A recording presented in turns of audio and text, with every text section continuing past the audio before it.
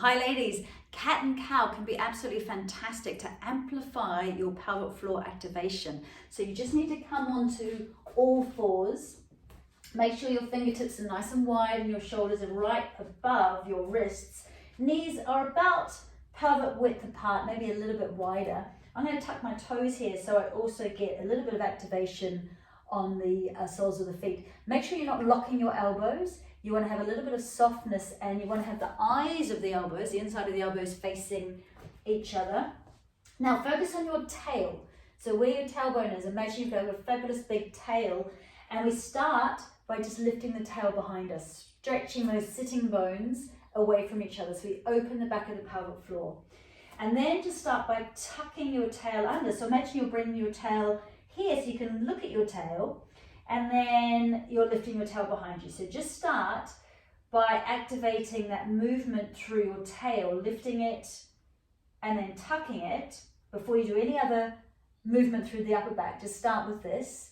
Now you want to breathe out as you tuck, and you want to breathe in as you lift and open. So if you imagine opening, you're filling your lungs, you're lifting, and as you bring your sitting bones together and you tuck your tail, you're breathing out.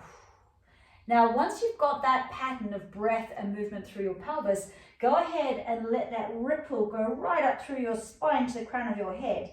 So you lift the tail, you breathe in, you lift your chest, you open your lungs, full breath in, head lifts, tucking the tail, tummy button to spine, rolling around, breath is pressed out of you. Breathing in to lift, rippling through to the crown.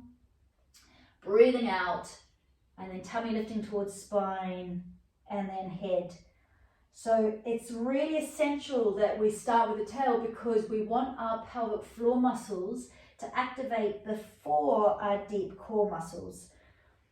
And this just helps us to encourage that synergy, especially if we have lost that connection between the diaphragm and the pelvic diaphragm, so the lung diaphragm and the pelvic diaphragm.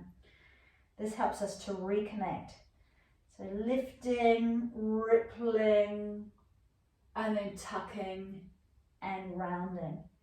Once you've done a few of those rounds of cat and cow, just release your hips by doing some sexy cat movements. So we want to swirl our tail behind us. I like to make sure that that swirling action gets right up through the ribs, into the shoulders.